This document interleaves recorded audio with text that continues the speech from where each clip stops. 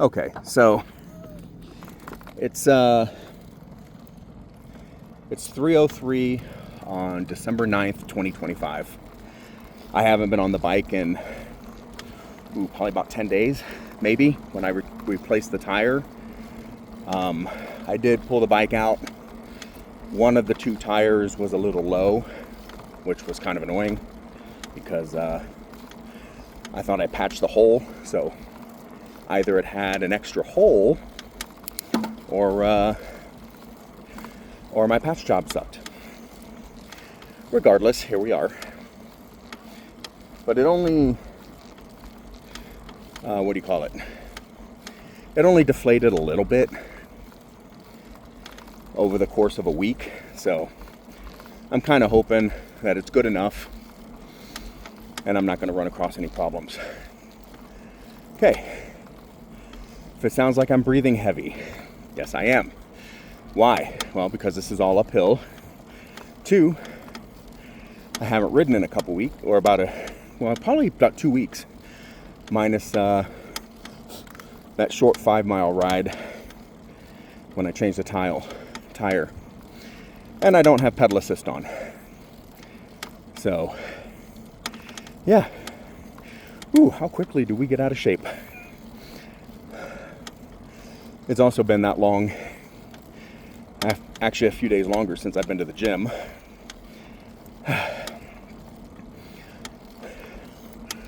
was hoping to start going at least in the evenings or something to kill some time because it gets so dark so early. But I was still staying at my friend's house, the ones that I was house sitting for. Pardon me. I started house sitting for their neighbors, and there was like a 3-day interval between one house and the next, and my friend was like, oh, well, just stay here so you don't have to go all the way back to where you live, just stay here for a couple of days. And I was like, all right, cool. So I stayed at their house, and the husband, he doesn't eat breakfast, but he loves to eat lunch and dinner, and I usually eat breakfast and then snack the rest of the day. So every day he's like, oh, I'm making this big dinner. I'm making this big dinner. I'm making this big dinner. And I'm like, dude, like, I don't like to eat late in the afternoon. He's like, yeah, but I don't get to make stuff like this unless my wife's out of town, and she's out of town. And I'm like, okay. So anywho, I've been having a lot of breakfasts, lunches, and dinners over the last week, and I can feel it. Yeah, so today it got up to just shy of 60 degrees, so it's like currently sitting at 57. It probably got up to around 60, 61 today. So I was like, well, I just got back to the house I'm house sitting at about an hour ago. I played with the dog, took her outside, threw the ball for her for a little bit. And then I had to wait a little bit longer for my headphones here to connect. Well, not connect, but to the charge, because they were down on their last bar of charge. So I was like, well, let me at least, put them in the case and let them charge real quick. And I did. I put them in the case, pulled them out, put them in my ear, checked the charge, because I have to do that through the app. And I can only do that when they're connected to the phone, which is only when they're out of the case. So, and this happens a lot, and it's quite annoying, actually. And it's not indicative of the headphones I'm wearing, or the earpieces, the earbuds. It's indicative of the style to begin with. What do I mean by that? I've owned numerous pairs of earbuds over the last few years because I don't like things in my ears. But so I've had a few of the like bone conduction style, But apparently they're not as activity resistant as they advertise. So that one brand, the main brand, the name brand, I bought once. Within a couple of months, they were dead. And I'm wearing them every day, you know, at the gym, throughout the day, taking phone calls, etc. Fast forward, you know, I contact customer support. They're like, oh yeah, that shouldn't have happened. We'll send you a new pair. Send us the old ones. I was like, okay. And within a month or two, same thing. They just stopped working. Stopped taking a charge. Stopped being able to connect to my phone. And there's a, you know, it's a proprietary charger. It's not like I can do anything else. So, oh man. All right. I was in pedal assist 0. I just bumped it up to 2 because we're going to go uphill here.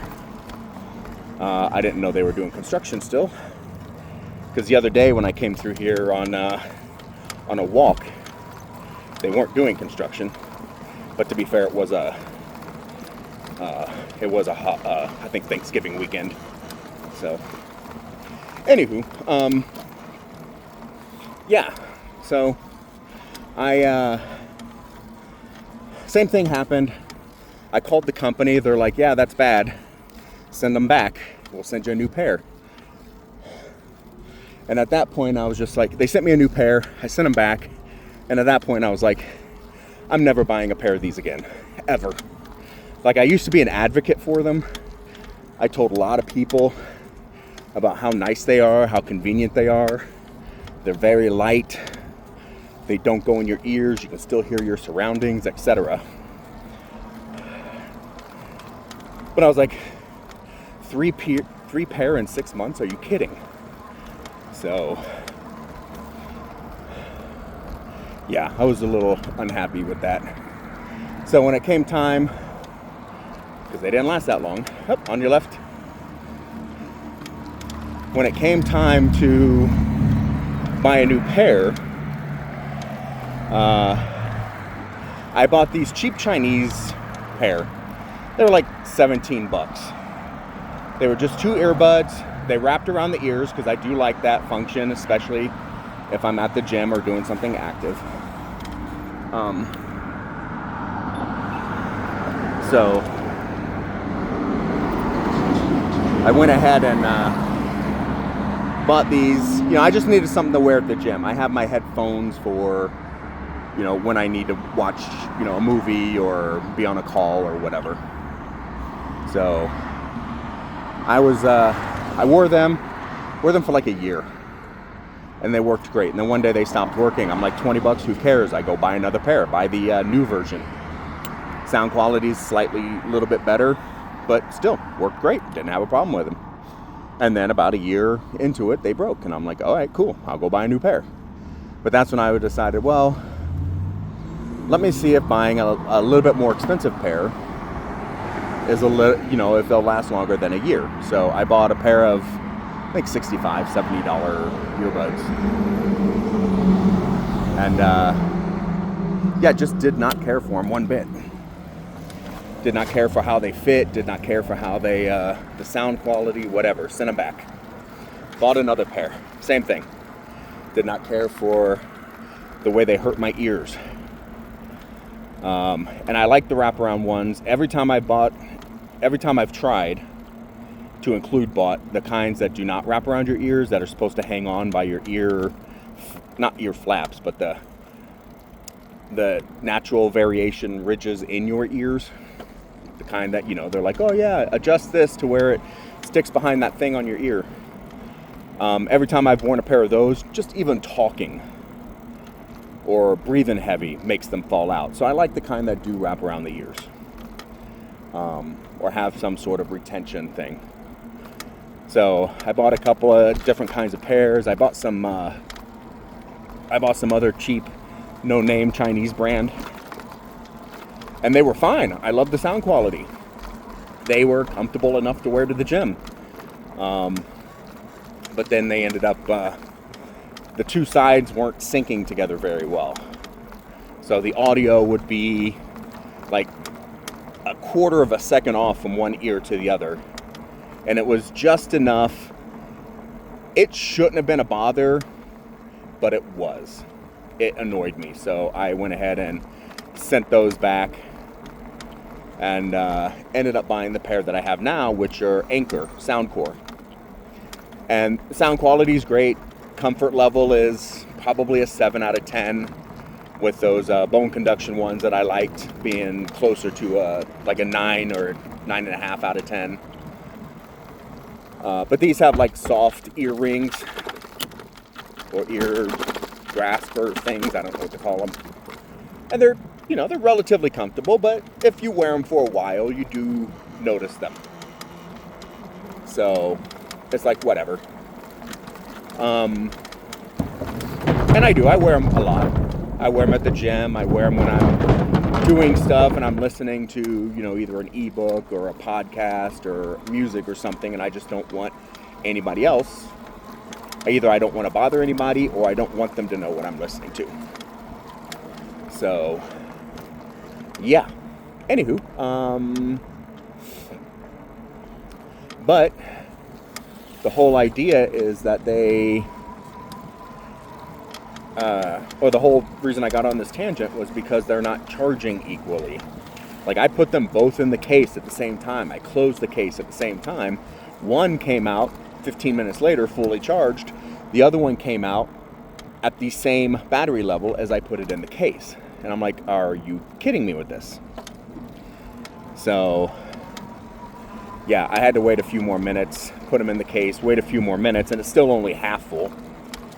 But yeah, every pair that I've had where it had a case that charged them, the case, they almost never charged them equally or together.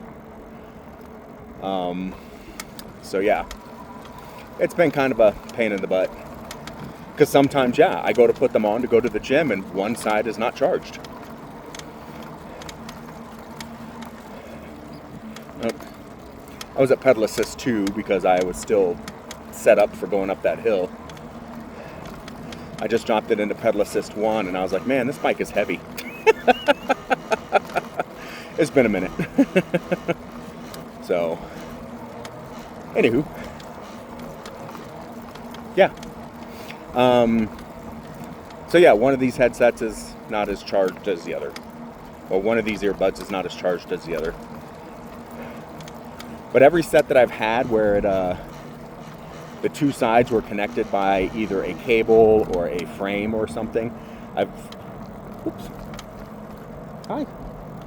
never had, sorry, the little kid was staring at me. I've never had a problem with the charging. I've only had a problem with, well, like charging both sides. I've never had a problem with both sides being charged. I've had problems with them charging to begin with. And I get it to some extent. I live in Colorado. This is Colorado. You're looking at Colorado right now. It does get cold here. And, you know, they put it in such tiny writing in the instruction book. I mean, like 0.2 font. But, you know, when they started using lithium-ion batteries, well, you can't charge lithium-ion batteries in the cold. And of course, there's no battery management system in something so small because that would take up space. I get it. You know, there's a lot of times I leave the gym and I just throw the headphones on the charger in the truck so that by the time I get to my next destination, they're charged. So I get it. Maybe, you know, maybe I was charging them when it was too cold. I totally understand. But still, make that bigger. Put that as a warning up front. Do not charge in the cold. Do not charge in the extreme heat. Because it can also be, lithium-ion batteries can also be too hot to charge. Believe it or not. So yeah. Yeah, it's, you know, it's just one of those things. They don't tell you. They need to put it up front. Like, do not charge if it's too cold. Do not charge if it's too hot. Because people take earbuds camping. They take earbuds for, you know, for a run when it's 5 degrees outside. You know, they might end up too cold. And then you go to put them in the case and suddenly you destroy the battery because you tried to charge it while it was cold. and you can't charge it while it's cold.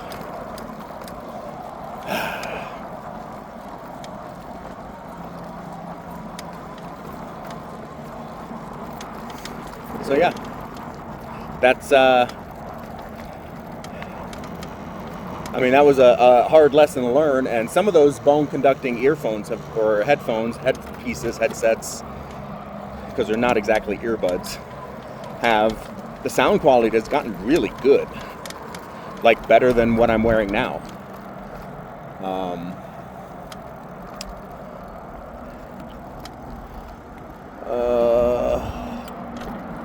Hold on a second. I want to check this out real quick.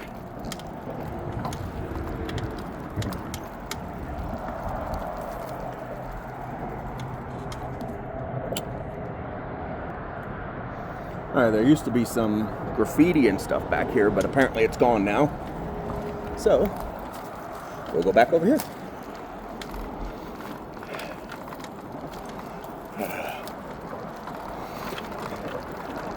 Yeah, when I used to walk through here back when, during COVID, when I was trying to get out and just get out of the house, because I get antsy, I started walking this way, and there was a lot of graffiti under these overpasses. So, anywho, yeah, so that's my headset problem at the moment. Nothing major, it's just every pair that I've ever had that had a case, they never charged evenly. Now, I'm of course assuming they're charging, you put them in, you close the case, they both start charging at the same time. Maybe that is my mistake. Maybe one charges and then the other one does. But I don't think charging cases are that sophisticated. So, who knows? I don't. I just know I wanted to get out and get a ride in before it got cold. Because tomorrow is supposed to be around in the 50s. And then it's supposed to get cold again, I think, by Friday or Saturday. Not terribly cold, but colder than today. And then it's supposed to get warm again. It's supposed to be like in the mid-50s on average for the next week or so. So I might be able to get a couple of rides in. The dog I'm house sitting for looked at me with betrayal. Like, you're going outside without me? And I'm like, yes, sweet pea, I am. Because she's a sweet dog. She's got some energy, which is fine. I used to have a border collie. I actually don't have a problem with the energy level. My biggest complaint is, one, the homeowner's apparently OCD about everything. Like, everything. It's so weird. Like, I'm not OCD about how things are in the fridge or in the cabinets or whatever. I'm just like, oh, if it's here, it goes there.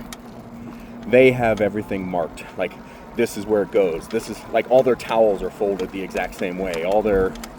Hey, puppy. What's up? Nice frisbee.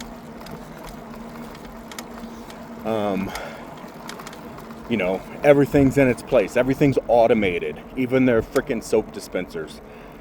And I can't get one of the dishwashing soap to dispense every time for the life of me. I cannot figure it out. Even their sink has some kind of like touch thing where you gotta touch the what's it called? Not the nozzle, but the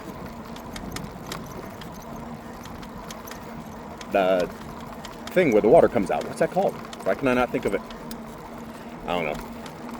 But that thing, you have to like touch it first, wait for the LED to come on, and then you can turn it on. It's so weird. It's like, I just want to fill up a cup of water. You know, I just want to rinse out this bowl. Like, I don't want to have to go through extra steps. Even their door thing, they have the number pad on the door, which is fine. I've lived in houses that have had that before. And if I ever live somewhere where I can change out the deadbolt, I'll do that again. I'll put one of those in because they're just so convenient. You don't have to take your keys with you if you're going for a run. You know, that kind of thing. Or if you're out and about and you lose your keys, if you can get home, you can get in. You don't have to call a friend that has a spare or hope that nobody stole your hide key or whatever. So, yeah. as you can tell, we're not really moving very fast today. It's been a while since I've done this. We're not even going to go as far as I typically go because we started up on the trail a little bit further. But the people I'm house sitting for, very, very nice. She's Polynesian. At least that's how she described herself to me. He is Casper White. They're both nice people. It was so funny because I told her they're in Thailand for the holiday. And they're going to, they were going to be gone 3 weeks. And I told her she was leaving. I said, yeah, do not feel free to reach out to me for anything if you need anything. And she's like, well, what would I need? And I'm like, well, I don't know. Maybe one of your neighbors reaches out to you and says, why is there a weirdo going in and out of your house? Why won't he put pants on? Whatever, And she started laughing and she goes, no, our neighbors don't talk to us. I was like, really? Because my friends that live right down the street, they know their neighbors. They may not, party with their neighbors or hang out with them and drink mimosas or anything, but they're friendly with them. They know their names.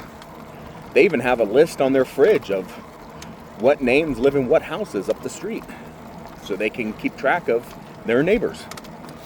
And I was like, really? Your neighbors don't talk to you? I mean, you're literally like 5 houses down. And she goes, yeah, she goes, I think I'm too dark for them. And I started laughing and I'm like, yeah, you are in Parker. And to be honest, when I get a tan, I'm too dark for Parker. And she laughed and she's like, yeah, it's that area. And I'm like, oh, it totally is. So for those of you paying attention, Parker, Colorado is extremely conservative.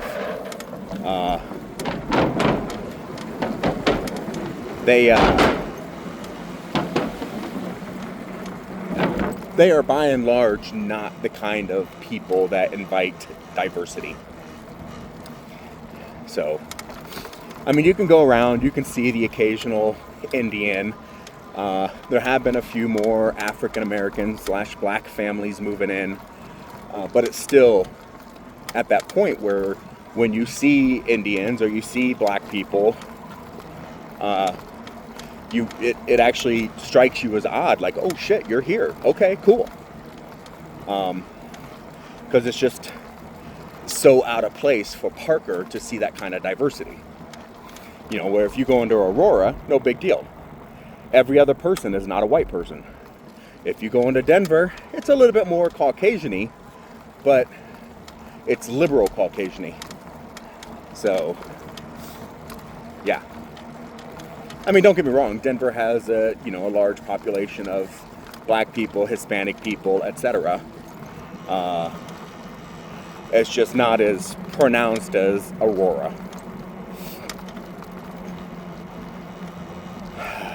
So yeah, bike's making some noises. I'm assuming it's just because of how poorly my changing the tires out last time worked. I mean, there's just so many things on the bike that when I flip the bike over to put it together, and my friend's driveway that I was doing it on when I was house sitting was steep, so I couldn't do it on the driveway. I had to do it in the yard, which also was at a slope.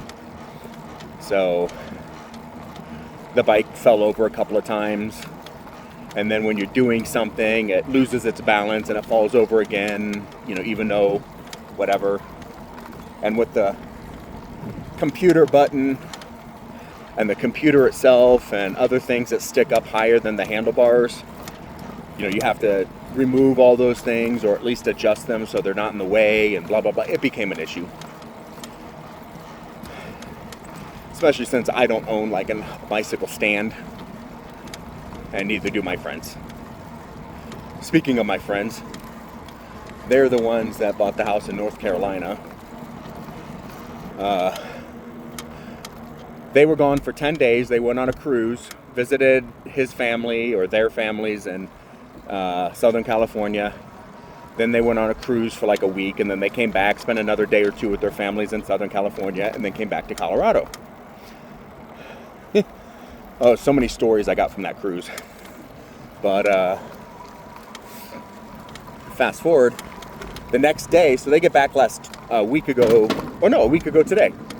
They get back last Tuesday. And then the mom turns around. She leaves Wednesday morning, or it ended up being Wednesday afternoon because of the snow.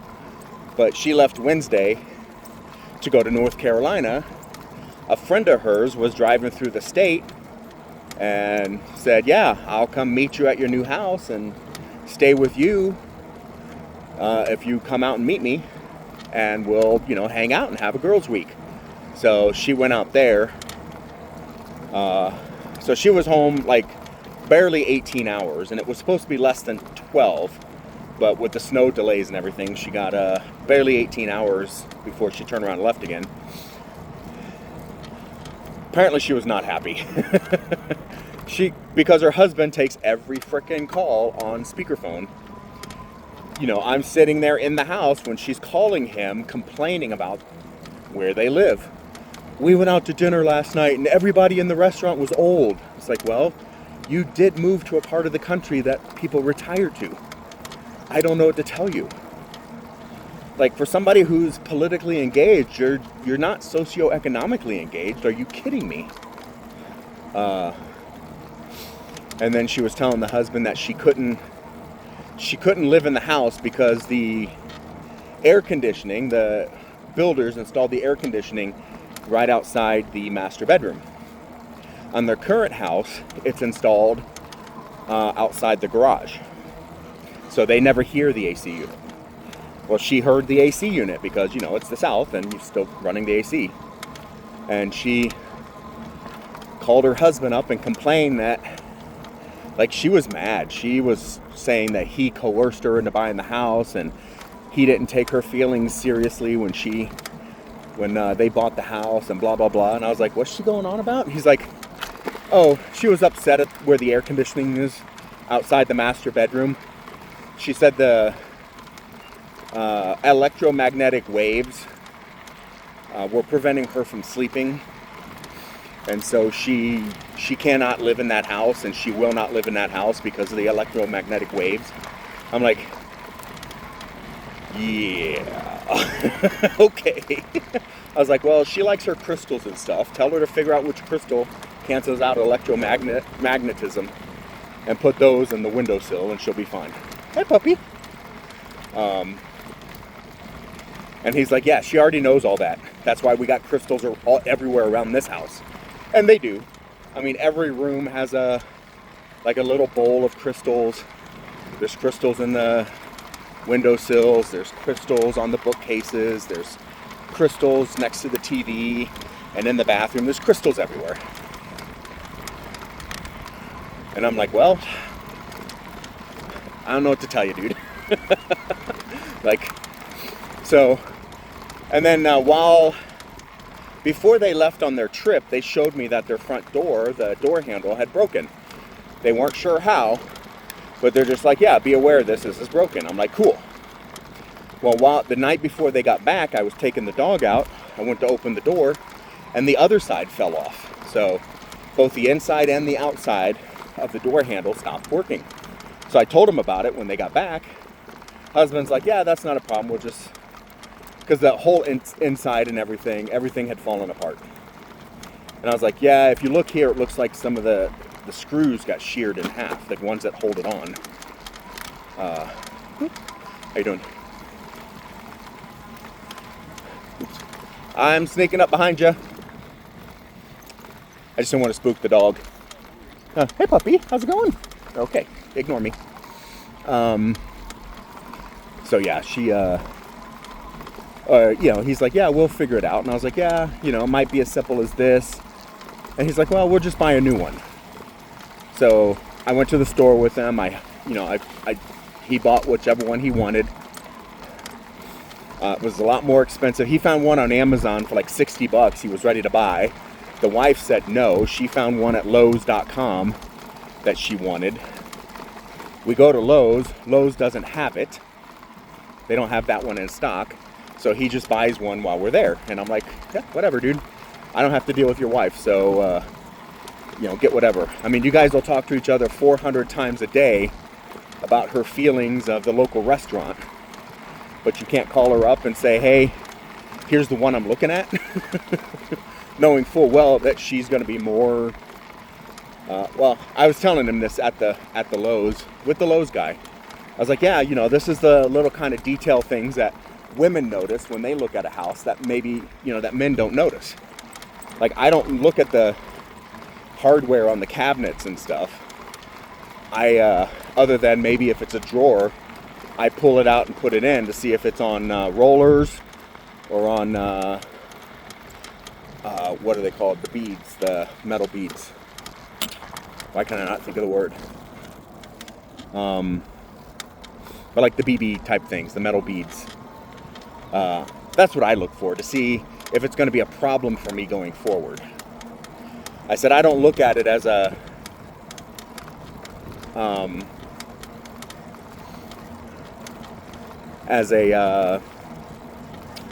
fashion issue. I look at it as a function issue. Is this going to break? How easy is it to break? Am I going to have to replace these? And I was telling him that, and the Lowe's guy pops in and he goes, yeah. He goes, yeah, that's the kind of thing women will notice, well, guys won't. You know, guys will walk into the house going, how much of a yard am I going to have to mow? You know, how old's the AC unit? Am I going to have to replace it? You know, is there a lot of XYZ that I'm going to have to maintain? Whatever the case may be. You know, while women will look at it a little bit more and go, you know, oh, this is cute. I like the color scheme they're using. I'll like this, I'll like that, blah, blah, blah. So, and you can argue with me all you want on this, but if you've ever been around a woman for more than 5 minutes, you know this is how a majority of them actually think compared to how men actually think. And there's nothing wrong with that. I'm not blaming or trying to devalue anybody's opinions. I'm just saying that we approach things from different directions. So the Lowe's guy agreed with me 100%, and he was an older guy, been married for like 40 years, blah, blah, blah. Like, I have a friend, very smart woman, owns her own psychiatric clinic. She bought a car because she looked cute in it. Not because of the mileage, not because of the torque, not because of the horsepower, not because of the, you know, the convertibleness of it, because it was a convertible. She bought it because she looked cute in it.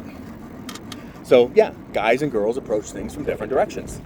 For the majority. I mean, there are guys that look at that kind of thing, and there are girls that look at, you know, maintenance type stuff. But in general, we approach things from different directions, and there's no problem with that. It is not an actual problem. So fast forward, he's on the phone with his wife, and he's like, yeah, Jason reminded me that, you know, women look at stuff like that a little bit more than men do, you know, because I wouldn't have cared. You know, a door handle's a door handle to me. And she was like, that's not very, you know, he's on speakerphone, and she knows I'm there because I already said hi to her. Because I actually met her first. You know, she was my friend long before, you know, for 6 months before I even met her husband. But she's like, yeah. She goes, oh, that's not very feminist of you to sit there and talk about the differences between men and women. And it's like, well, there are differences between men and women. You know, it's not a reason to exclude anybody. It's not a reason to diminish or devalue anybody, but you need to recognize that there are differences, you know, and diversity is a good thing. When you look at something and you see only, you know, red, orange, yellow, and she looks at it and she sees green, blue, violet, you're seeing the whole picture as opposed to just the parts that you see, and that's why diversity is great. You know, if you grew up poor and you get a job where you make a lot of money and you start hanging out with, you know, senior management or, you know, wealthier people, you bring that, hopefully, you bring that raising with you. You know, you bring that, you know, that ability to look at things from a I grew up without stuff mentality. So, you know, if you grew up in a black neighborhood, if you're black, Hispanic, white, whatever, and it's a predominantly black neighborhood, you're going to see things a little bit differently than people who grew up in the white suburbs. You know what I mean? Like, it's not saying difference is bad, it's just difference is different. And that's a good thing. We need to value each other's opinions. We need to, respect each other's opinions. Unless, of course, you're wearing a MAGA hat, in which case you're just stupid. But yeah, so she was getting mad at her husband and me because I had the audacity to tell him that men and women look at things differently. Like, just, they're moving to North Carolina in the first place. They have a 6,000 square foot house here in Parker. I'm not in Parker anymore, but, they moved in when 2 of their 3 kids were still living with them. Their older son had already moved on to college. So, they have like 1, 2, 3, 4, 5 bedrooms plus a basement that has a couple of rooms, and 1 or 2 of which could be used as bedrooms. So, yeah, since the day I met them, the husband was talking about, they were both talking about, but the husband more urgently talking about when their daughter goes off to college, they're going to sell that house. They don't need a giant house for the 2 of them. They're going to move into something smaller, maybe travel some more. There's no reason to have a $4,000 a month mortgage, when it's just the 2 of them, XYZ, PDQ. And they were both on the same page with that. And then she decided, hey puppy, how's it going? She decided she had to be near the beach. She wanted Southern California, but they can't afford Southern California. He actually reiterated that the other day. He's like, yeah, he goes, when you weren't here, she and I had a huge argument. And I was like, oh, really? About what? He goes, about the house. She was saying how much she hated it and how much she didn't want to be there and blah, blah, blah. And I told, she wanted to be in Southern California. She likes the culture better. And I said, yeah, I get it. However, and he goes, yeah, well, I had to tell her, like, why don't you go get a job and make $1 million? And when you make $1 million, we can move to Southern California. In the meantime, this is what we can afford. Because they've been living beyond their means is the nicest way to say it. I don't think she'd be happy with him telling me this, but he told me, he's like, yeah, he goes, we carry like $60,000 in credit card debt every month. Like, he goes, most of the payments that we make to the credit cards, and we just use one credit card to pay another one. We get the 0% or we get the points, and we use it to pay off another one, and we just go round circle like that. We're carrying a lot of debt. We've been paying the mortgage for the last couple of years with credit cards. And the thing is, neither one of them, well, I was going to say neither one of them are stupid. Neither one of them are incapable. Because she has a lot of airhead moments, and I don't know what's going on there. I don't know if she microdoses throughout the day and she just doesn't pay attention to things. I don't know if she's just lost in her own thoughts and she doesn't pay attention to what's going on around her. But there's a lot of times I've had to have conversations with her 2 or 3 times before she picked up on what we were talking about. So, for example, I picked them up from the airport the day they got back, because apparently their daughter was too precious to drive up there and pick them up. So, because she got back a couple days before they did. So, plus it had snowed, it was threatening to snow or something like that. And they're like, oh, we don't want her to have to drive in the snow. And it's like, 1, she's 18. 2, she lives in Colorado. She needs to learn how to drive in the snow. And if she doesn't already know how to drive in the snow, that's a failure of parenting. Of course, I didn't say it quite that bluntly, but I'm like, she needs to know how to drive in the snow. She doesn't live in Miami. She doesn't live in South Texas. She doesn't live in Phoenix. She needs to learn how to drive in the snow. But, we had a conversation going to the airport, and then she text messaged me when they were in Southern California asking me a question, and I was like, well, just like we discussed yesterday, XYZ. And she's like, oh, okay.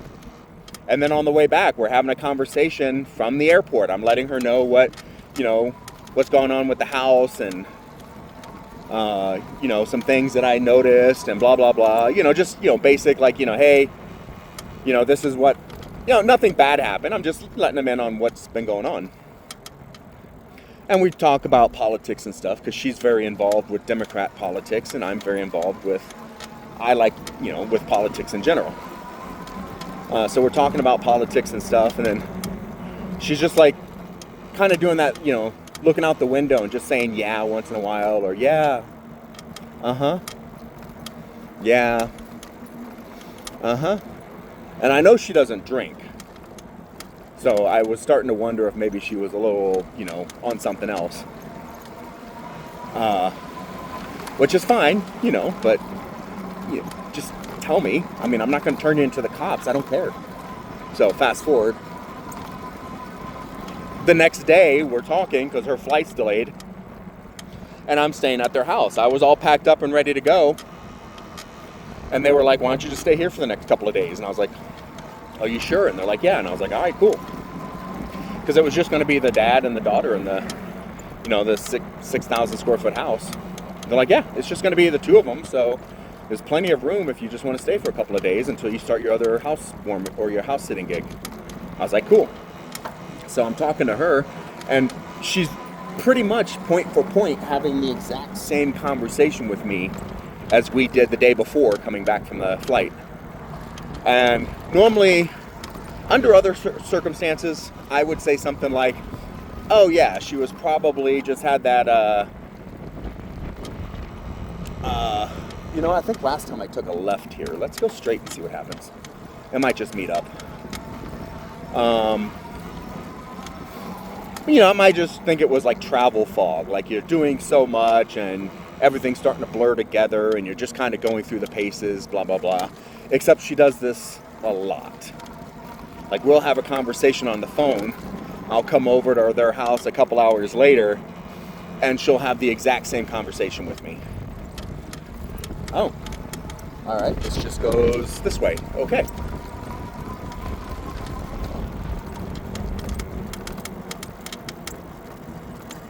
So, hold on a sec. I want to get something out of my shoe real quick. All right. So, I was just looking. The sun's pretty low. It's 3:47. So I've been riding for about 45 minutes.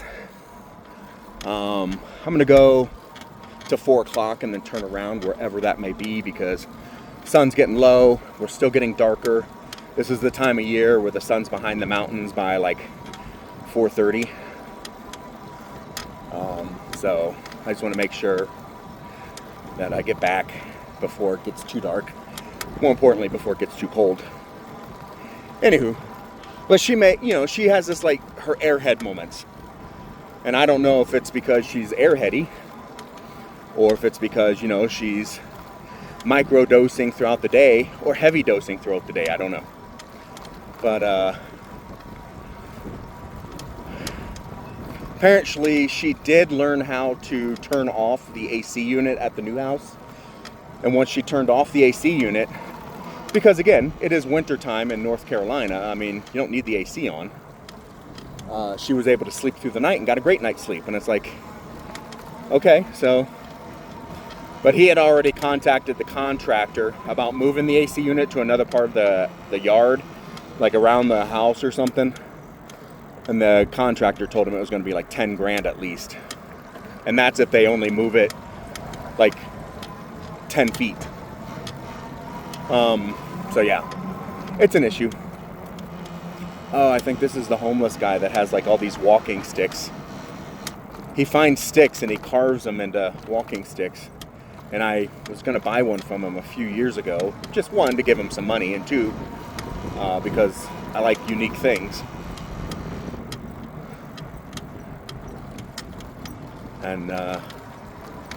But he's never like in the same place twice.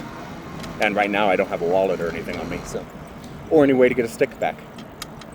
So yeah, fast forward, and then he, kind of the same thing. He's so busy being in his own head that he doesn't pay attention to what's going on around him. And then he has, he focuses on things. Like, he's so busy paying attention to the needles on the trees that he's not seeing the forest. Now, normally, you can't see the forest because of the trees. He can't see the forest because he's trying to count the needles. And it's like, dude, you're gonna hit the forest because you're not paying attention. So yeah, neither one of them are dumb, but they're not really aware of what's going on too much. Like, I'm sitting here showing him, he's been a homeowner, like, let's say he's 60 years old. He's not 60 years old, but let's say he's 60 years old. He's been a homeowner for like 40 of those years in various different homes. And he does not know how to do basic homeowning, basic maintenance of his house. Like, he didn't know how to wash the windows. And I'm like, are you serious? He's like, well, I've never washed them before. We've always hired window washers. And I'm like, you take a towel, you take some cleaning equipment, you spray it on the window, and you wipe it down with the towel. It's not rocket science. Like, I literally had to go through it with him the other day because he wanted to wash some windows. And I was like, he's like, well, how do I get the outside? And I'm like, well, you can either get a ladder, because it was a first floor or a main floor window, but it was a over the walkout basement. So it was second from the back of the house. It was the second floor. From the front of the house, it was the first floor. So I was like, well, you get a ladder, you get up there. He's like, oh, I took my ladder to North Carolina. And I'm like, then borrow a neighbor's ladder. You know your neighbors. Ask any of them if they have a ladder. I mean, it's not rocket science, dude. So, and he's like, well, can I do it without a ladder? And I'm like, well, you can get some of it without a ladder. It's not going to be perfect. But I showed him how to take his wife's Swiffer thing, wrap a towel around it, soak it with window cleaner stuff, and reach up there and get the window. I mean, he's not going to get the whole thing, but he was able to get some of it. He's like, yeah, I'm just going to hire a window cleaner. And I'm like, so wait a minute, you're the guy who is, you guys complain about how much things cost all the time. You're living on credit cards because neither one of you will get a job. But you're going to hire somebody to do something you could do? Seriously? But whatever, not my money. Have a field day. Good times. So yeah. It's been weird.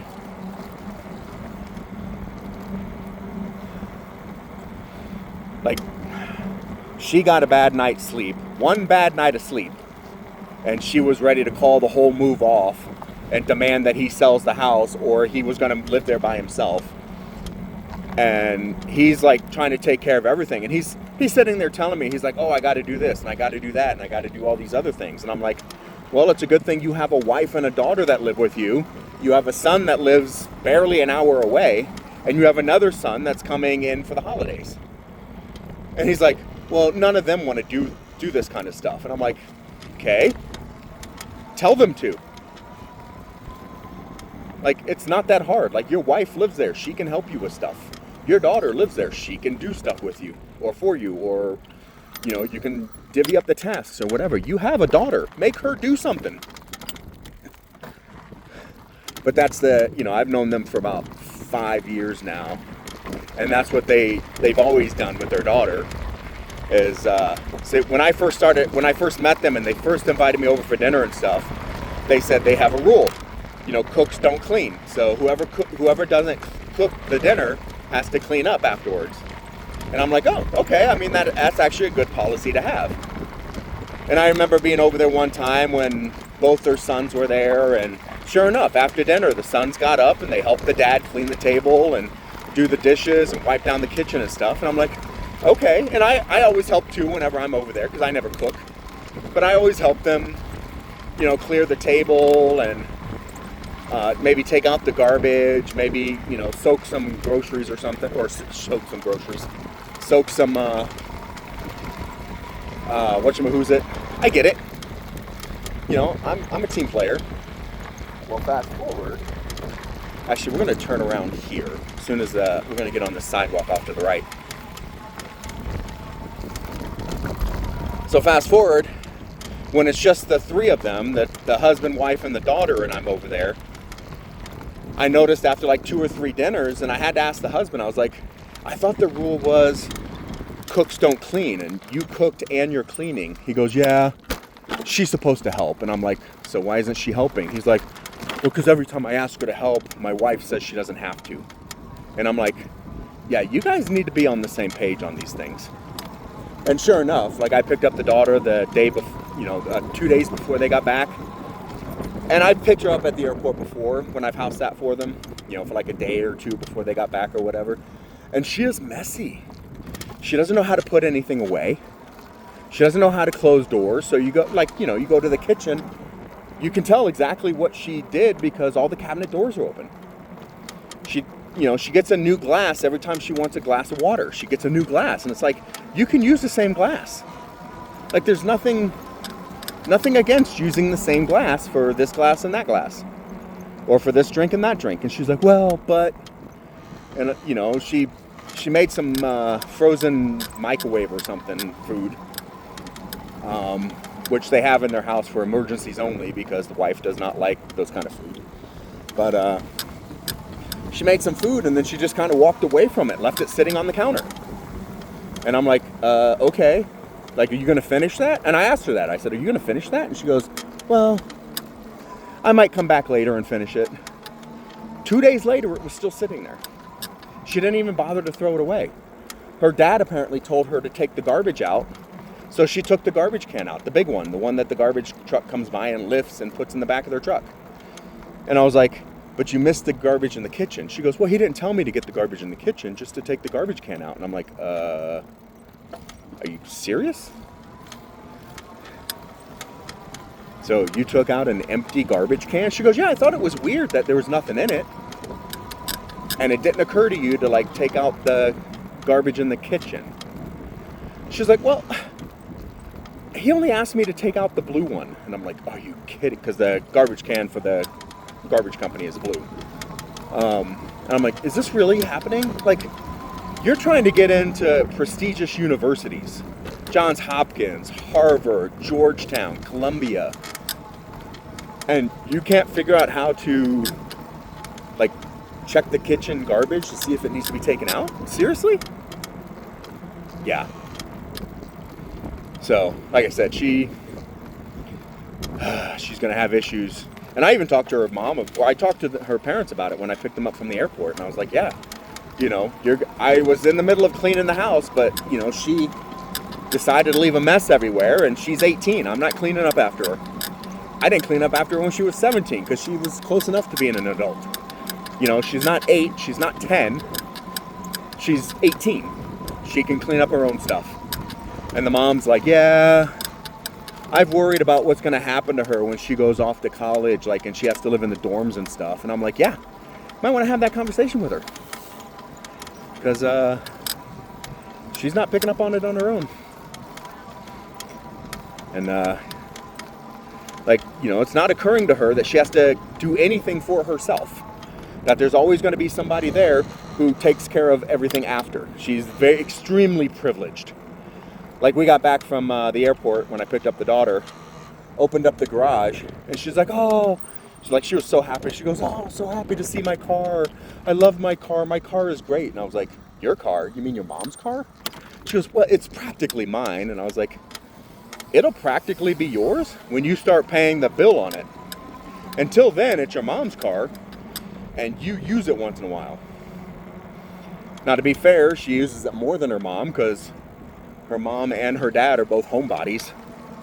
And she drives it to school every day, and she takes her friends around, and they go to, whatever 17, 18-year-old kids do these days. They don't go hang out at malls. They hang out at, like, coffee shops and whatnots. But yeah, I'm like, yeah, it's not your car. You're not paying for anything. That's the other thing. Like, she's going to DC. She has a place arranged. She's going to be staying in a quote-unquote dorms. Wednesday. Hi, puppy. What's up? Breeze is kicking up, so sorry about that. But she's going to be in these dorms, and they're paying for her to go there, even though she hasn't been accepted to any colleges yet. Because it's not technically a university dorm she's going to. It's a building that's owned and set aside for kids, college kids in DC who are interning at various government offices or agencies. Because she was supposed to get an internship. She did not get the internship. She did not get her backup internship. She did not get accepted to the college she applied to. She did not get accepted to any college she applied to so far. And she's supposed to be like the prodigal daughter. But I think it's because she doesn't know how to, she's not self-sustaining. Like, even her mom told me a couple months ago, she's like, yeah, she goes, she was having problems with some of her college essays, so I wrote them for her. And I was like, what? And she goes, yeah, I had to write all of her college essays because she didn't know what to write. And I'm like, then it's not really her essay, is it? And she goes, well, I mean, she needs to get into a school, and, she didn't know what to write, so I told her I'd write them for her. And I'm like, are you serious? Like, it just took me back to those, college admission scandals where those rich people were paying for their children to be accepted as opposed to, letting their children be accepted on their own merits. And then the dad was telling me, he's like, yeah, he goes, she rewrote all the daughter's college essays. He goes, and they're horrible. He goes, I've read them. They're all horrible. He goes, she's not going to get accepted into a college. And I'm like, oh, damn, dude. And sure enough, she's not. So far, she has not been accepted. Even though she has a great resume. I mean, she participates in a lot of political activities. She participates in a lot of nonprofit activities. She has good grades. But, to be fair, it's also those kind of good grades where they won't fail you. Like, they'll pass you because they don't want to fail you. They don't want to make your parents mad. I mean, she's probably smart, don't get me wrong. A few times I've sat down and had conversations with her. She is very well informed, and she, with a modicum of critical thinking skills. But she's still a kid. So, yeah. I'm wondering how many more no's she can take before she finally cracks, because she's never been told no. She didn't want to drive until her mom got a BMW. Now it's quote unquote her car. I'm like, no, it's your mom's car. She wants to go on vacation in the middle of the school week. She wants to go, visit grandma or visit her aunt on the coast or whatever, or visit her cousins who are, vacationing in Hawaii or something, and they let her take a week off of school to go do this, to go do that, blah, blah, blah. She doesn't have to clean up after herself. She doesn't have to take care of herself. She doesn't have to do anything. And I'm like, yeah. She, when she gets out on her own, it's going to be an eye-opener for her. Because that's not how the world works. The world does not care. I mean, she's pretty. She'll get a little bit of privilege. And she's very outgoing, very, extroverted. So, that may open some doors, but yeah, she's not going to be able to sit there and do nothing and expect to be compensated or, awarded for it. But she thinks she is. And to some extent, or to a lot of extent, that's her parents' fault.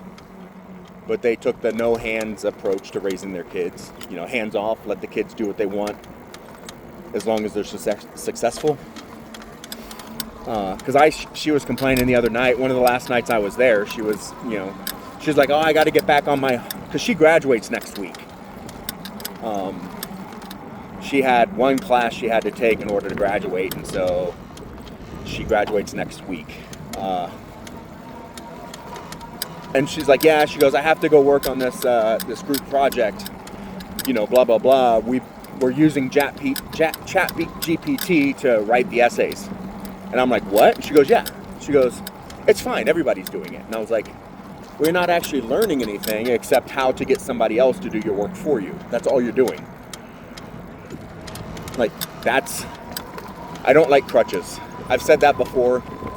I don't know if I've said it on video here, but I say it all the time. I don't like crutches. I don't like when people use crutches when they could use their own mind.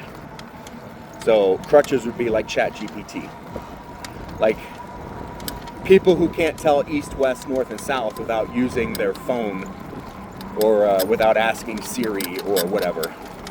People who can't look at a map and decide what route to take without asking Google Maps or without asking, you know, their LLM. I hate that. You know, it's like you can do stuff. Like you have to work out your brain. If you don't work out your brain, you're not going to learn anything. So, I mean, have I used LLMs? Yeah. I've used them a couple of times. I don't use them every day, every week, or even every month. But I played with them. Mainly to do artistic stuff, so I don't have to hire somebody and go through numerous drafts to try and find what I'm looking, you know, the exact kind of image I'm looking for. So yeah, I have used it, but I don't use it for research. I mean, it sucks. I'm pissed that Google and all the other search engines and everybody are throwing AI into search results.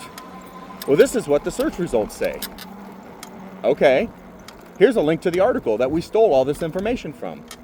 Okay, why didn't you just link me to the article then so I can read it? Like, you know, what you're providing is literally verbatim what's in the article that you said you're quoting. Why wouldn't you just lead me to the article?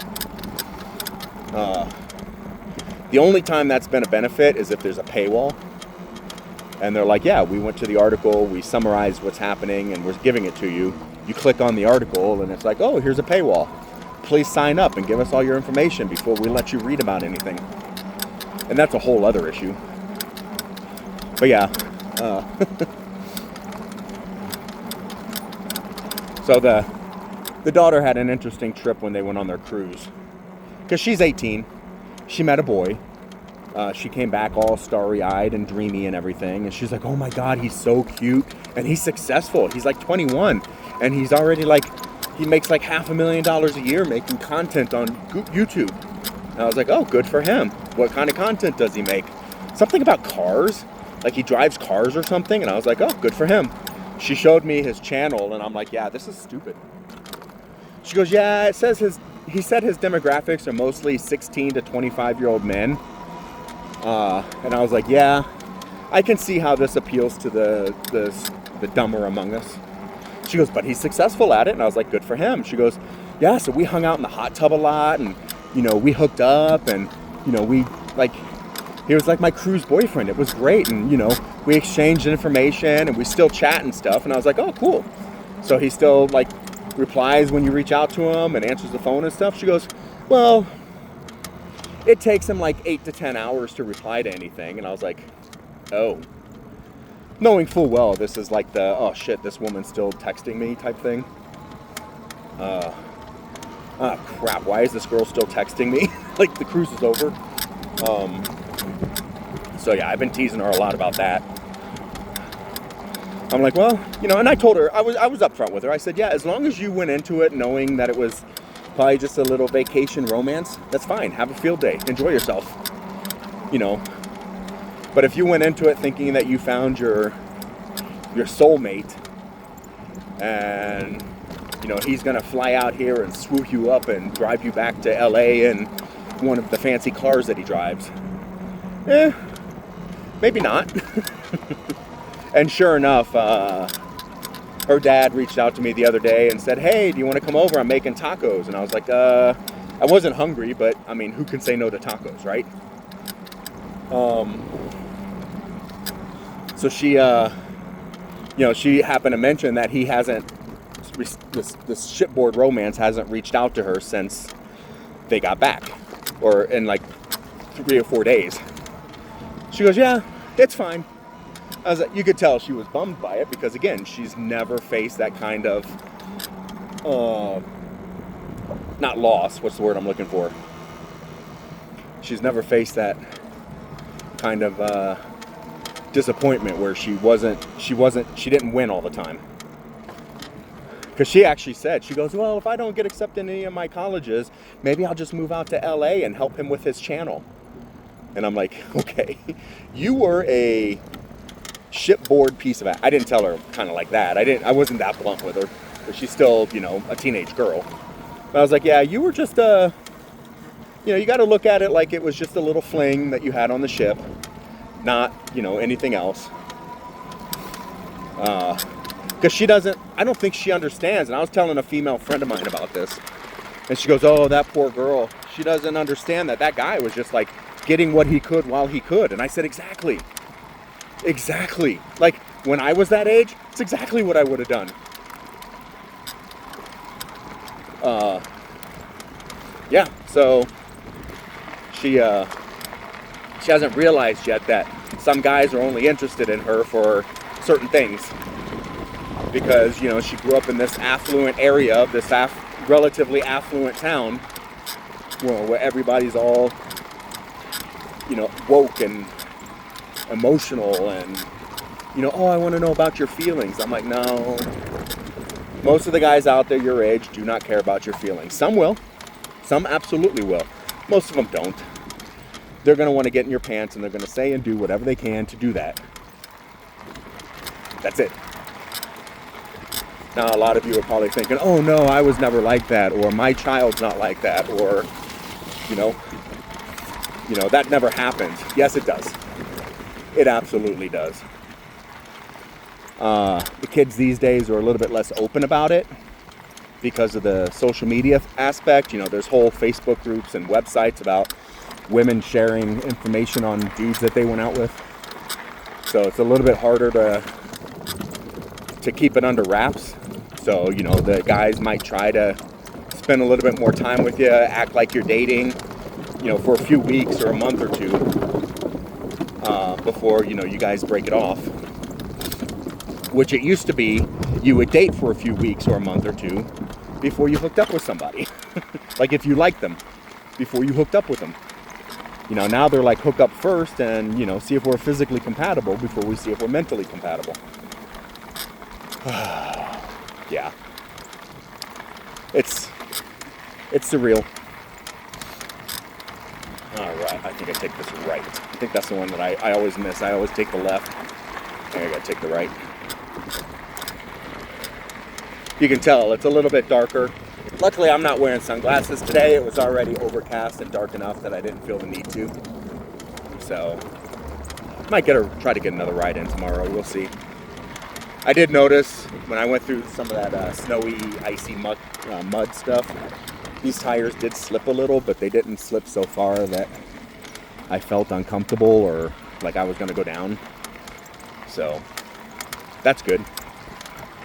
Because, you know, this is the longest ride I've been on these tires so far. And we've hit a couple of different types of terrain, from the sidewalk to the packed dirt to the little muddy stuff. So, that's good. Fingers going numb. But that's a whole other issue. So it's 4:12 right now. So hopefully we'll be back before 5 because it'll probably be dark by then. And I'm at 2 bars of battery.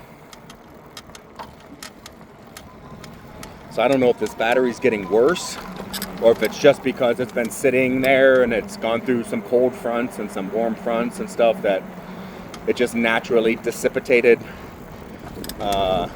some charge. But I should be getting, or at least over the summer, I was getting about 60 miles out of a charge. 3 days of 20-mile days. And now I'm at 14 miles, so plus the 5 miles I did the other day, and I've lost 3 bars of the battery. That doesn't seem right. And it's going to annoy me because these batteries from the manufacturer are like $400 or $500 each. You know, that's a lot. Yeah, we'll go through here. I don't think this is where I came out earlier, but we can do this. Oh, hey, puppy. Hello, other puppy. How you guys doing? Are they okay? Yes, they're great. Cool. Have a good one. I wasn't worried about the dogs running up and biting me. I was worried about them chasing me or something. Because they were larger. If they decided to body check the bicycle, it was going to mean something. So, anywho, yeah. So the daughter's not getting, she's finally at that point where she's not getting everything she wants. But she's still at that phase where she thinks she should be getting everything she wants. I actually had to have that conversation with her the other day. Before her parents got back, we were in the kitchen talking about whatever. And I was like, you turned 18 in like August, right? And she goes, yeah. And I said, so 18, 3 months? She goes, yeah. And I said, you know what I was doing at 18 and 3 months? And she goes, what? And I said, I was in basic training learning how to kill people.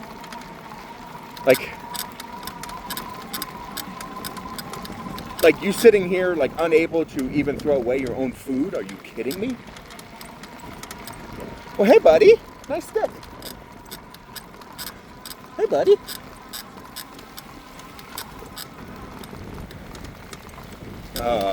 So yeah, I'm like, yeah. I'm like, I'm trying to reinforce to her that, she needs to understand the kind of privilege she has, because not everybody has it. And that's why I was kind of hoping, not that she goes to college, because she'll go to college, but she doesn't go to a top tier school. She needs to go to a mid-level school, which was fine for both of her brothers. Her brothers, one went to CSU, and I think the other one went to like University of Wyoming or something. But she needs to be around some diversity. Because again, the town she lives in here is extremely white. She lives in an affluent neighborhood, and she goes to a charter school, so all the kids are affluent. She needs to be around people whose parents don't put $1,000 on her credit card every month so she can afford to eat. Who don't have a BMW to drive because, well, mom stays home all day, so I can just drive hers. Yeah, I think that'd be a good growing up thing for her, like some good experience for her to be around that kind of mentality. But her dad is very involved with nonprofits. Like people call him from all over the world to talk about nonprofit stuff. And he's like, yeah, he goes, you don't have to do an internship in DC. I can get you an internship at any nonprofit in any part of the world because of the people I know. And I was like, yeah, that's actually a really good idea. Like, find a nonprofit that's in the field you want to study and go do it. Or find one that's not in the field you want to study and go do that, because it diversifies your experiences. It gives you other things to draw from, or other experiences and knowledge to draw from. Like, just because you're not going to study the medical field doesn't mean you shouldn't go, work for a nonprofit that, helps people in war-torn countries get medical care. Or refugee places where you can get some, you help them navigate, the application process for asylum or whatever. Like, all these things will be beneficial. Because anything you do that separates you or brings, I use the word diversity a lot because all of our experiences make us different than everybody else. But anything you can do to single yourself out and bring some other kind of diversity, college professors love that stuff. Like, if you're going to law school and all you've ever done is, participated in law club in high school and internship at your dad's law firm and volunteer for law nonprofits, you're going to be just like everybody else at your law school. But if you say, yeah, I was out there giving babies in Nigeria measles shots for the last 6 months, people are going to be like, oh, damn, okay. That's interesting. That's different. That brings another perspective into it. Because that's what a lot of, especially the upper tier schools, you know, the more elite schools, they're looking for that kind of diversity. Because they understand that everybody who applies there are the same person. Their parents are all affluent. They have connections. You know, they all want to study the same three things, either business, finance, law, or medical. And I said three things, but I consider business and finance to be almost the same thing. Yeah, they want people who think outside the box because you bring that level of diversity to the table. Now you can probably tell the wind picked up again.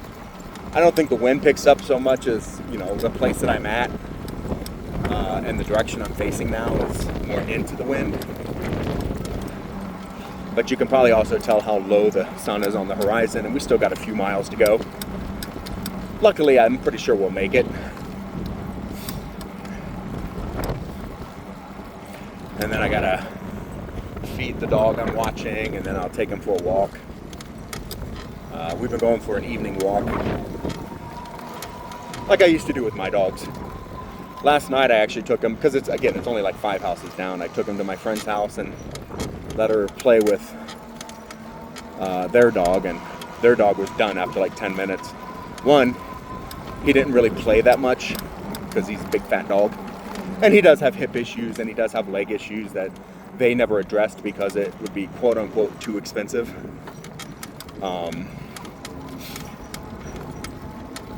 But paying for their daughter to live in DC for 6 months without a college or an internship or any kind of prospects whatsoever, that's not too expensive. Yeah, giving their children privilege is not too expensive. Keeping their pets from pain and suffering is too expensive. It just, I don't know, sometimes it annoys me. They're very nice people, but yeah, sometimes they just get very annoying. Because I'm a dog person. I went and got a massage today, and the massage therapist and I were talking, and she's like, oh, so are you a dog person or a cat person? I said, oh, I'm totally a dog person. She goes, oh, really? And I said, yeah. It's not that I dislike cats. I don't have a problem with cats one way or the other. I'm just, when I choose which one I'm going to hang out with, I choose dog. So, because yeah, and then their plans, the husband, I figured this out when we were going to North Carolina, and he kept changing the plans. Like the plan was this, and then that, you know, then he changed the plans on me without telling me, without talking to me about it. He just changed the plans. Now the plans are that. Now the plans are that. Now the plans are that. Oh, I backed myself into a corner. Well, you're the one who kept changing the plans. All right, well, we'll figure it out. And I'm like, okay. Because there's always a solution. It's just a matter of what solution. But yeah, his plan was to, after the Christmas holiday, they were going to load up his car, because he's got like a GMC kind of halfway between an SUV and a minivan type thing. I think it's called an Arcadia or an Arcade or something. He goes, yeah, we're going to pack that up with the dog. We're going to rent a little U-Haul thing that my truck will tow, and we're going to tow the rest of our stuff over to North Carolina, and we'll be done with Denver altogether, or Colorado altogether. And I was like, cool. Have fun with that. And then he's telling me the other day, he's like, yeah, he goes, well, we got to find something to do with the dog. And I was like, what do you mean? He goes, well, he can't be here while the house is showing. And I said, I thought you were taking him to North Carolina with your son, and your son was going to stay with him for a month because your son's not working, and he could stay with him for a month in your new house. He goes, well, yeah, but now my son might be getting a job. And I'm like, it's still going to be a remote job. Your son can still do that. And it's a temporary job. He's getting like a 2-month contract as kind of a toe in the water thing for this company to see if they will want to bring him on full time. So he can do that in North Carolina. He doesn't have to be in Colorado because the company's not even based in Colorado. He's like, yeah, but he said if he gets a job, he doesn't want to have to go through all the driving across country. And I'm like, you mean like the 2 or 3 days? The whole 2 or 3 days he doesn't want to do? He's like, yeah. So he's like, now we don't know what to do with the dog. And I'm like, well, sounds like your daughter's not going to have a job in DC. Maybe she can stay at the house for a month. Oh no, she's going to have to do something. She can't just stay. I'm like, oh, oops. On your left, excuse me. Hey, puppy. So yeah. I'm like, maybe she can stay in the house for a month. Oh no, she can't do that, blah, blah, blah. And I'm like, okay. He's like, well, you can stay at our house here if you want. You'll be here by yourself, you know, you just, you know, and you can be here to take the dog out when the realtor's going to show the house. And I'm like, well, that's an option I might consider. Because honestly, he thinks they're going to put the house on the market and it's going to sell the same day. It is wintertime. People do not buy houses in the wintertime unless their other one just burnt down and they have to live somewhere. So I keep trying to like bring a little realism to his delusions. Hey, puppy. Oops. Excuse me. So yeah. And then his friend came over one night and had dinner with us. And his friend was like, oh no, once you put this on the market, it's going to sell right away. You know, you're not going to have to worry about it. This house is going to sell quickly. And I'm like, one, the economy's cooling. No matter what a certain pedophile and cheap keeps telling everybody, the economy is cooling. Two, you are asking nearly $1 million for this house. You are going to, they decided they're going to put it on the market for like $930,000. And, you know, the wife was like, yeah, I'm kind of hoping we get a bidding war and it goes up. And I'm like, well, that'd be nice, but you know it's winter time, right? Most people aren't looking to move in the winter time. She's like, I know, but I'm just hoping. And I'm like, yeah, you can hope all day, but I want to look up. Like, seriously? Woman was looking so hard at her phone and taking up the entire sidewalk. I'm like, seriously? Reminded me of when I was at the store earlier. I went to Costco and went to the restroom. And when I was leaving the restroom, a guy walked out right in front of me. Okay, no big deal. But he was walking at like half the pace that I was trying to walk at, like literally half. And I'm like, and the hallway was so narrow because they had all the food sample carts out there. They weren't all out yet. And, oops, hey puppies. How you doing? Hey puppies. Okay, good talk, guys. Some great color on these trees though. Yeah, that sunset's doing really good for photography if I had my stuff. But, yeah, so I couldn't get around him. So I finally told him, I was behind him and I'm like going so slow, I feel like I'm standing still. And he wasn't an old guy. He wasn't with a walker. He didn't have a cane. He wasn't moving, like shuffling his feet, like, you know, his spine doesn't work or anything. He was just going slow, looking down at his phone. And I finally told him, I was like, dude, can you move over so people who walk at a normal pace can pass you?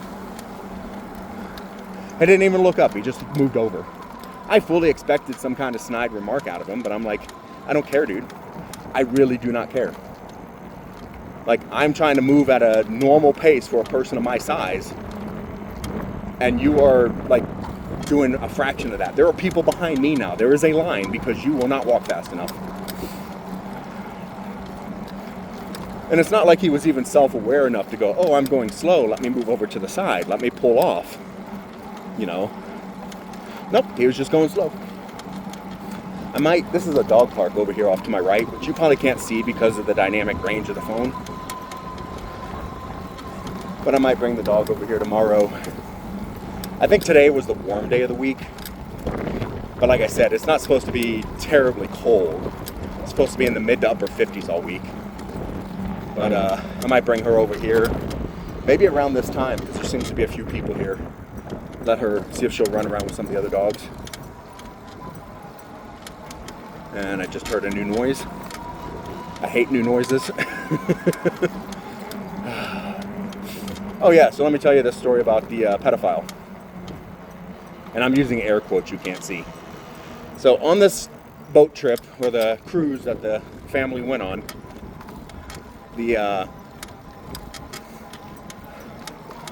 Apparently, like in the kids or the teen dance room or whatever, I don't know how they separate it, but you know, the daughter was out there dancing a lot in the, you know, their version of a club.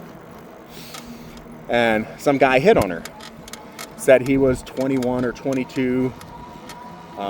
His name was Sham. And I was like, did he turn informer? And she goes, what? And I was like, never mind. Kids. But his name was Sham. And he hit on her and they exchanged numbers, you know, whatever. And she saw him, you know, she went back to dancing. She saw him talking to a bunch of other girls. And she thought it was weird, but whatever. They don't have a commitment or anything. And she wasn't that interested in him anyway. I was like, okay, cool. And she goes, yeah. She goes, and then, you know, I overhear him telling people that he was 18. And then he tells somebody else he's 20. And I thought that was weird. So I looked him up and I found his LinkedIn. He told me he was in college at Berkeley and he was graduating next year. Turns out he's 25. He already graduated from a different school. She goes, which I thought, you know, I was ready to call him out as being just a big fat liar. Oops. Hey, puppy. She goes, but then I noticed he was talking to a lot of young girls, like, you know, 15, 16, 17, you know, girls who are under 18. And here he is 25. He was trying to hook up. He's in these, like we came up with a ship group chat, you know, for all the kids on the ship, you know, because we were all hanging out together. And he got into that group chat somehow, and he's asking some of these 15-year-olds to send him pictures of themselves, you know, in their bathing suits or, you know, boob pictures and stuff. And I'm like, oh, damn, okay. And she goes, yeah, so, you know, I went and called him out on it, you know. He was hanging out with his family, and I went and told him that it was not acceptable for him to act like that around children or people who are under 18. And his parents came to his defense and said, oh, it's no big deal, blah, blah, blah. And she goes, no, it is a big deal. And she goes, and while I'm, like, calling him out, I wonder if this is clear yet. Construction should be over, right? Maybe not. I was kind of hoping I could go through there without having to wait at the... we'll figure it out. Because construction crews are usually closing up around 4:30, so that they can be, you know, they can get off work. They're usually shutting everything down, so they can be off work by the time 5 o'clock rolls around. Oh, but there, it looks like some guys are still there, and they're using a crane thing, so I seriously doubt they're going to allow anybody through. Cyclists must dismount. Yeah, we're just going around. But, she goes, yeah, while I was over there calling him out on his behavior, some of the other girls came over and they started saying that, yeah, they did not know he was 25 and he passed himself off as 17. He passed himself off as 18. He passed himself off as this age and that age. She goes, and then it got loud because, you know, we had all these girls there calling him out for his behavior, trying to hook up with him while they're not of age. And his parents were starting to get loud because they didn't like us there. And then, you know, ship security came over and, you know, we had to explain to them what happened, blah, blah, blah. She goes, and then they started calling our parents, because this was in, you know, the dancing room, the club. They started calling our parents. So they called my parents and woke them up at 2:30 in the morning to come out and talk about what was going on and blah, blah, blah. She goes, we caught a pedophile. We caught a pedophile. And I was like, well, technically he's not a pedophile until he does something. You caught maybe a would-be pedophile. But like, yeah. I mean, that's good for calling him out. Maybe he learned a lesson. But I seriously doubt they're going to do anything, or the ship's going to do anything other than, you know, maybe say he can't go into the children areas anymore. I seriously doubt they're going to tell a paying customer to go away. She goes, I know, but as long as, you know, something happens. And I'm like, yeah. You know, hopefully they'll ban him. I mean, he can't be arrested for talking to people. But hopefully they'll ban him, or, you know, he'll just get so much negative press that he won't want to mess with young girls anymore. So that'd be cool. This light worked out for once. And we're going. And now we're cutting over here. I don't know if the camera's picking it up very well, but you can see the color in the sky there. I can still see some snow left over from the snow last week, because it has been cold until the last couple of days, where it's been a nice ambient temperature.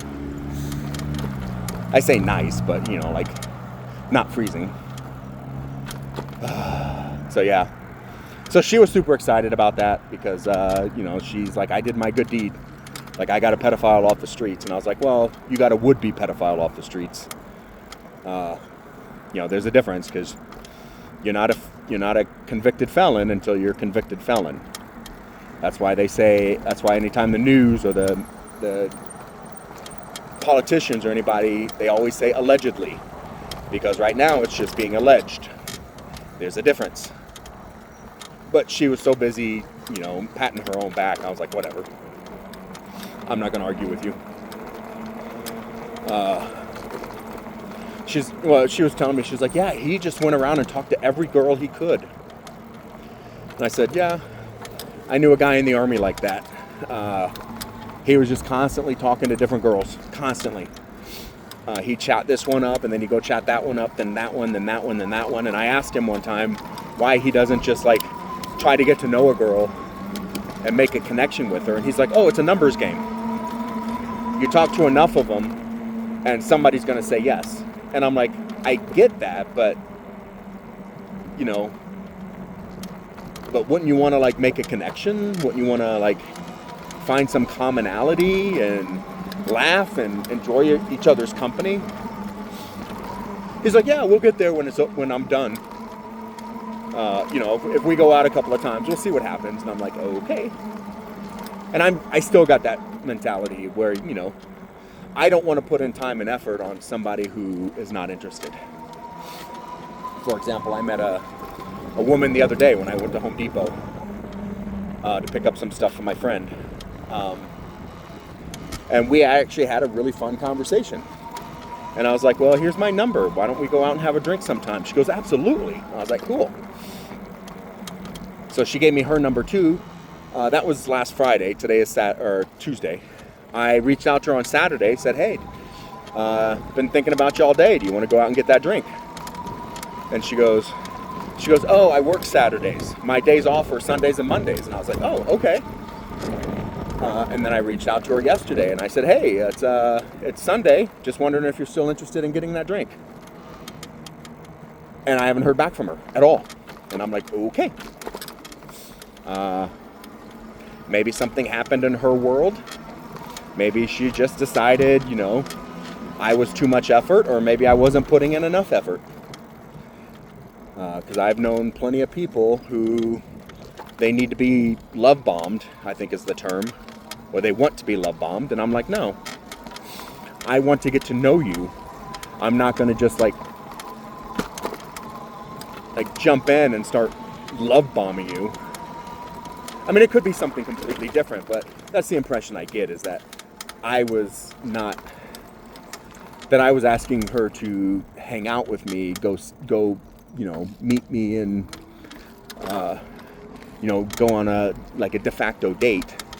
And I get the impression that maybe I wasn't like reaching out to her all the time. How's your day? What's going on? Blah, blah, blah. And I'm like, yeah, that'll come when we're dating, not when we first meet. Sorry. So yeah. Anywho. I thought I saw some dog walkers. Oh, yep, there they are. Or there's a dog walker walking two dogs. So yeah.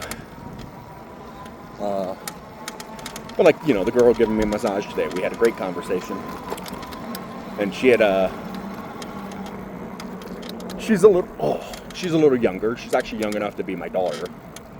But she's like, yeah, she goes, I went out with an older guy recently. We went out for, you know, for a couple of weeks before, you know, I realized that he really is not fun to talk to. I was like, yeah, exactly.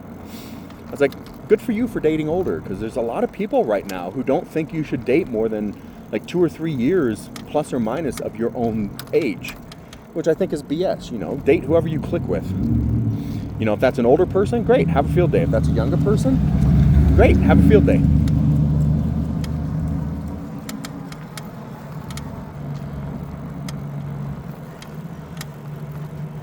All right.